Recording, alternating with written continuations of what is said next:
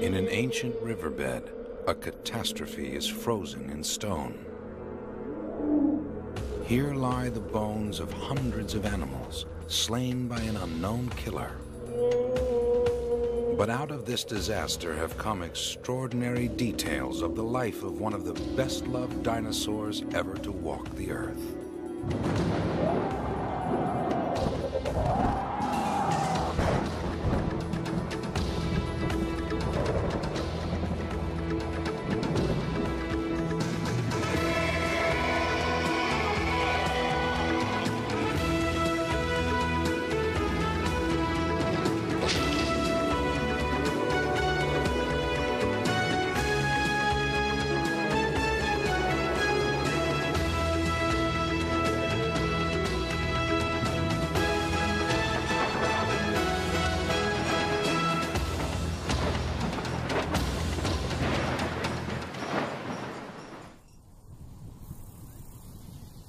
"75 million years ago, the tranquility of the North American plains was shattered by a terrifying sound.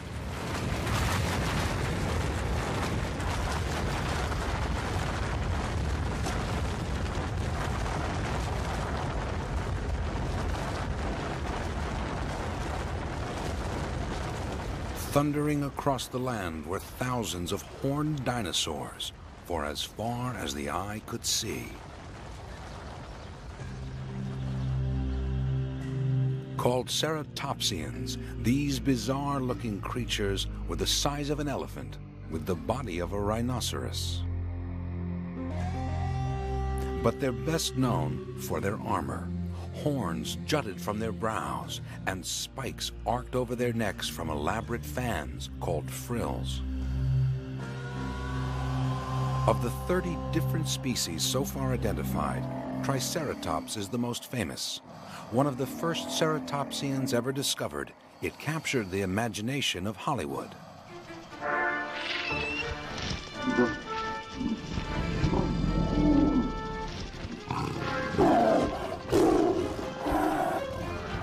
In the 1924 film The Lost World, a solitary Triceratops uses its horns to fend off a vastly underrated T-Rex. But fascinating new discoveries are challenging all our previous notions about these intriguing beasts. During the age of ceratopsians, between 95 and 65 million years ago, a giant supercontinent called Laurasia linked North America to Greenland, Europe, and Asia.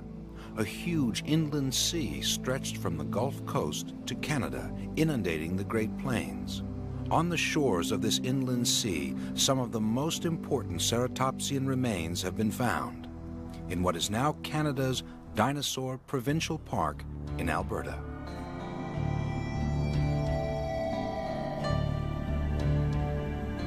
Over the past century, these rugged badlands have produced some of the world's most complete dinosaur skeletons. But today, it's the dense layers of jumbled and broken up fossils called bone beds that attract paleontologists.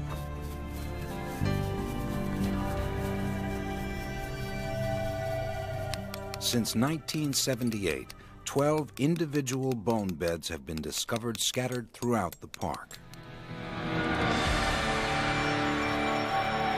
But they're not always found in the most convenient places. For dinosaur hunter Phil Curry, this cliff is a mixed blessing. The rock is crumbly, which makes excavating easy. But it also makes the cliff dangerously unstable.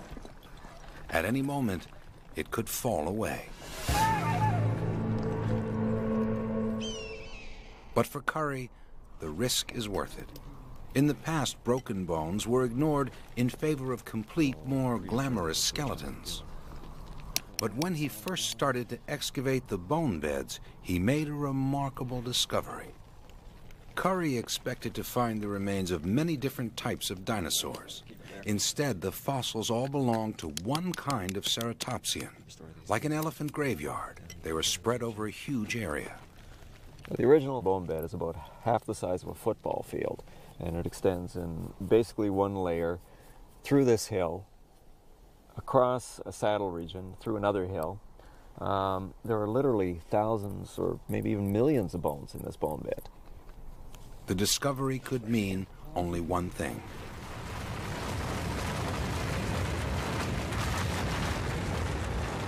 Like buffalo in the last century, ceratopsians were far from solitary. They moved in vast herds, numbering in the thousands. At first, Phil was at a loss to explain how so many animals had ended up in a single grave. We discounted the majority of scenarios that we came up with for various reasons and came up with the idea that there had to have been a mass death, that these animals were in fact animals that were moving together and encountered some kind of a catastrophe.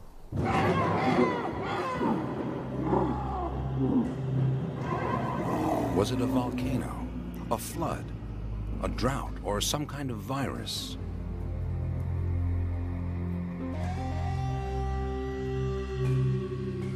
While the cause is still open to speculation, this tortured mass of broken bones is proving, after a century of science fiction, that Hollywood got it wrong.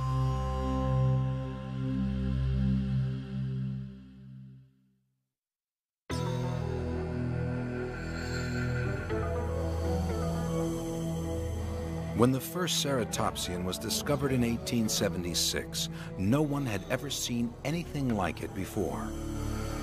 Although it was a plant eater, its head was enormous, and its horns and frill menacing.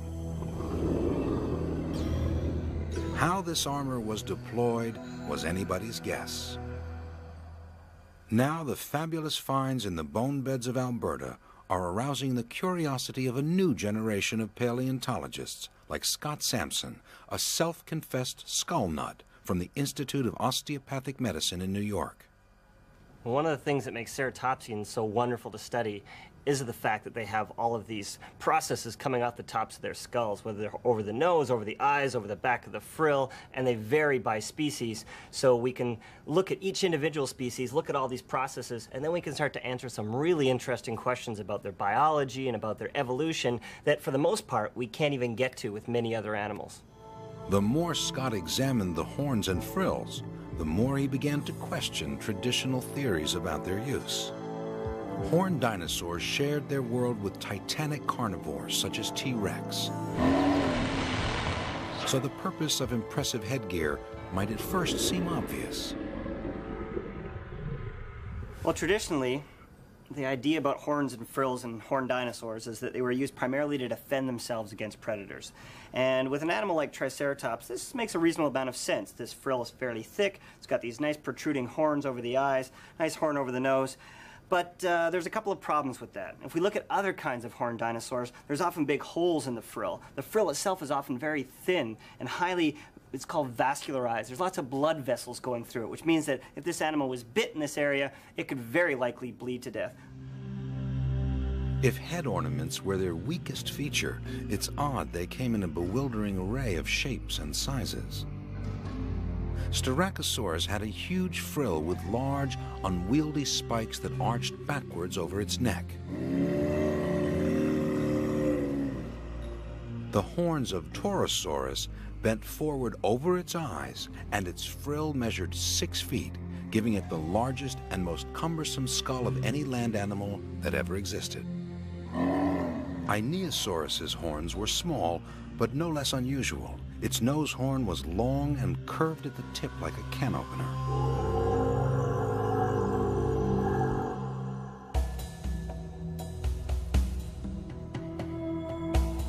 While the basic body design of ceratopsians changed little over time, in a few million years, their skulls put on a breathtaking display of imagination.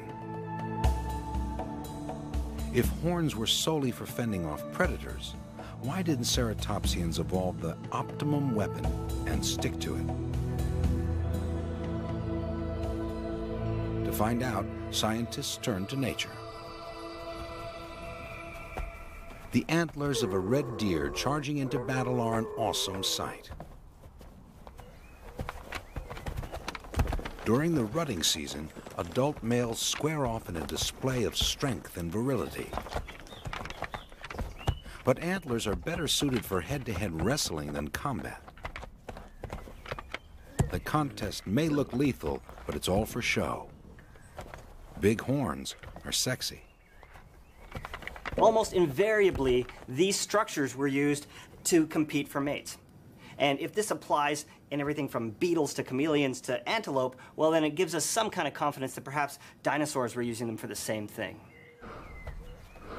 If male dinosaurs, like deer, were competing for mates, their horns should be different from those of females. Peter Dodson of the University of Pennsylvania discovered just that. Peter took precise measurements of the skulls of 24 ceratopsians of both sexes, then compared each feature to see if their horns were different. The males stood out as the better competitors. In this model of a male Triceratops, the horns over the eyes are erect. They stand tall, and the tips spread apart so that the horns could be joined for a wrestling contest. In a female, the tips of the horns would be closer together, they'd be more parallel, and the horns of the female fall forward. Male ceratopsians were tailor-made for head-to-head wrestling. Their horns interlocked to lessen the risk of serious injury or death.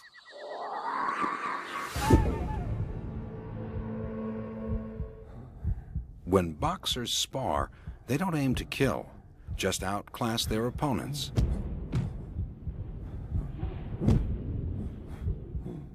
Taking a lead from such modern-day rivals, Peter Dodson can imagine what a bout between two ceratopsians might have been like. A bull Triceratops comes out of the forest into a clearing and looks across the clearing and sees another bull at the other end of the clearing. He's not happy with the sight. He dips his head, and he rocks his head back and forth, and then he moves his head to the side and peers at him with his one eye. And the other male is doing the same thing to him, and he's terribly annoyed by this. He's furious. He swings his head back, he dips his head, he rocks his head side to side, he stomps his foot, lifts his legs, he urinates, puts his scent around the ground. He tosses his head to the sides and discovers that the clearing is filling with females coming to watch the struggle, listening to the sounds and sights. And he dips his head more, and he rolls his head side to side, and he is really furious now.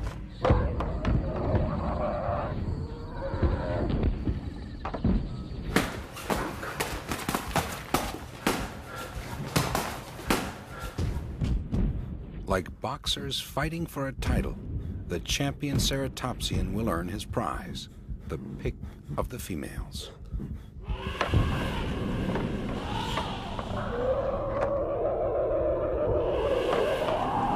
The drive to be the victor could send equally matched heavyweights colliding with the force of two 7-ton trucks. And finally, all out of breath, our animal fails. He lowers his head and he disengages. He's beaten. He backs off. He backs off. He backs off. And finally, he turns and slinks off into the dark forest gloom. The theory of the battling bulls ended a century of misconception and launched an in-depth search into the mysterious and complex lives of the dinosaurs.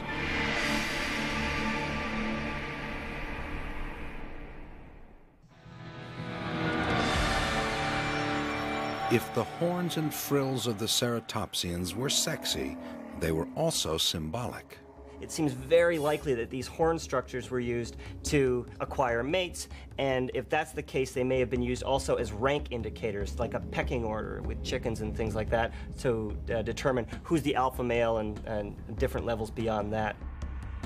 Scott Sampson found that the more mature the male, the more developed its frills and horns. So a younger, immature animal could just look at those visual structures and say, nah, I don't think I'm going to mess with that particular animal because he's much better developed in these structures and this would be a losing battle. So without having to engage in a physical confrontation, you've already established this kind of rank, and it's a means of sort of keeping peace within the herd without these life-threatening battles on a regular basis. If horns and frills were used primarily for establishing hierarchies within the herd, Scott wondered why so many different species evolved over such a short period of time. They're fighting against each other in some way or whatever, some of these structures may evolve and change to give them an advantage in that competition. And if populations become isolated, they might evolve in different directions to the point where they would no longer recognize each other as members of the same species if they're subsequently reunited. So once isolated, that is when this evolution could drive them in different directions to the point where new species evolve. Along with the evolution of new designs, another striking feature appeared that was long overlooked by scientists with only lifeless fossils to work with.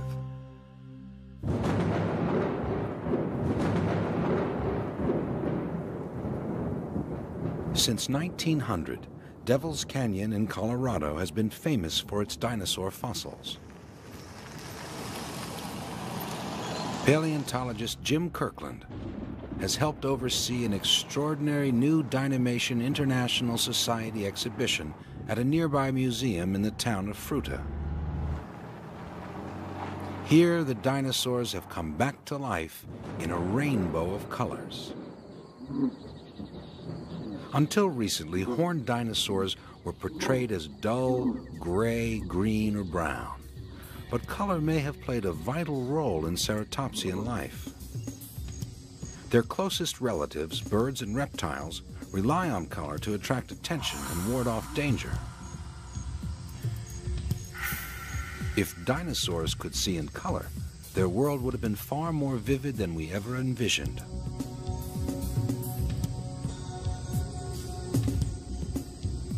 Jim is convinced that a brightly colored pattern on a ceratopsian frill could make even the meanest predator, like a T-Rex, stop and think. I believe very likely the best reason for having color would be to lift the frill and signal to that tyrannosaurid, don't tread on me. Perhaps signaling danger when all of a sudden the frills all pop up erect. Could signal throughout the whole herd that some danger had approached. You know, there's probably some very good visual signals. So they're probably very visual animals. A peacock in full display could be signaling danger or posturing for a mate.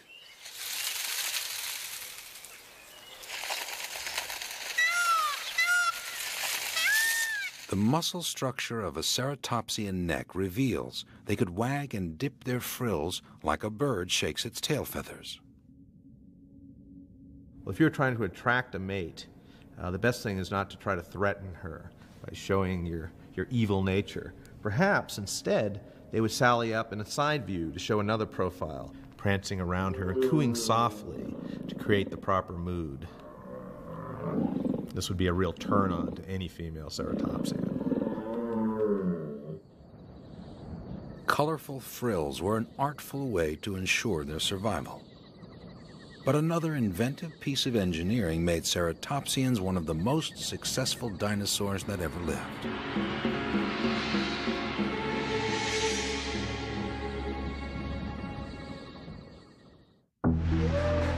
For Jim Kirkland, the full-sized skull of a ceratopsian is a work of art. Engineered to perfection, the frill acted as an anchor to support the most powerful set of jaw muscles of any land creature in history. They attach to the back of the jaw right here. We extend up through the skull, coming out of this slot right here, and attaching around this opening across the face of the frill. This large muscle mass created a very powerful bite, like a pair of massive bolt cutters. These would allow this animal, using this horn-covered beak and dental battery we see here with very well-developed vertical shear, to cut down very large vegetation, large branches, and even small trees. Effectively, this animal could eat any kind of plant it wanted. This ability to forage on anything was the secret to their success. An adult Triceratops ate up to 2 tons of foliage a week. Multiplied by tens of thousands, an area the size of Dinosaur Provincial Park would have been stripped of its vegetation in days.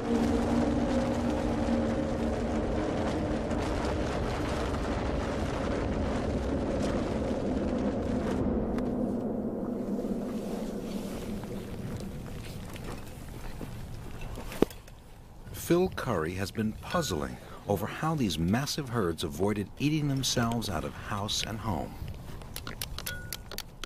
We know that when you have hundreds or even thousands of 4-ton animals moving together, they just can't stay in one region for very long as a unit. Maybe these herds were in fact migrating from one region to another. In Africa, herds of wildebeest journey thousands of miles in search of food. Ceratopsians have been found in Montana and as far north as Alaska. 75 million years ago, the Arctic summer was much warmer than it is today, and the vegetation was lush. A hungry herd of ceratopsians could easily have migrated the 2,000 miles to Alaska and back again. Dinosaurs were very adaptable animals and certainly took advantage of that high plant productivity. However, during the winter months, they couldn't have stayed there, and they would have had to have moved south. Like the wildebeest, vast herds of dinosaurs would seem invincible. And yet, one calamity wiped out thousands in a single blow.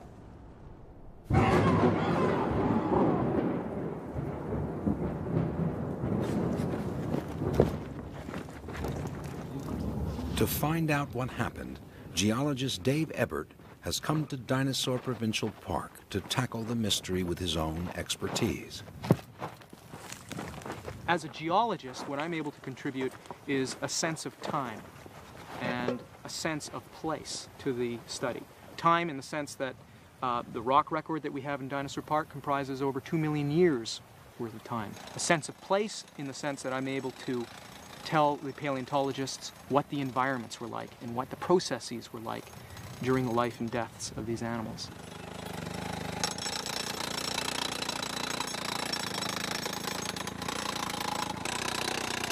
To get to the underlying sediments, some serious rock busting is required. By studying the way the rocks are formed, David can tell what the environment was like when the ceratopsians died. Dinosaur Park, during the late Cretaceous, about 77 to 76 million years ago, was a lowland coastal plain. If you think of the northern reaches of Florida, southern Georgia, even into Louisiana, you've got the right visual model. Very swampy, some areas of dense forest, but essentially a very swampy, thickly green, lush, wet lowland, subject to small changes in sea level and very sensitive to storm events. The migrating ceratopsians would only have been passing through, but when they did, the herd was dangerously vulnerable. The storm surges and swells would force the rivers that were already swollen to overtop their banks and flood out the entire coastal plain. Once that started happening, it was just a matter of time before the large animals would essentially bite it.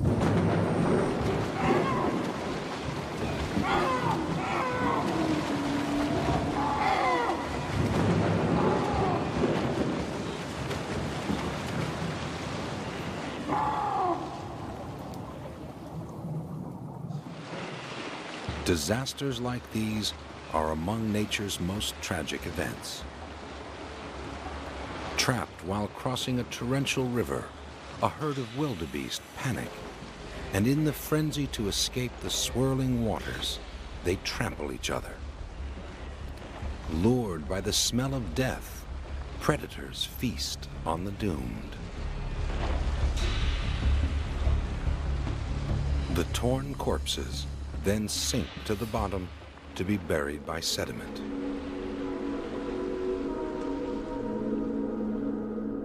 "70 million years ago, the same fate befell the ceratopsians. Today, their bones breathe new life into the shadowy realm of the dinosaurs and resurrect one of the most misunderstood creatures that ever lived."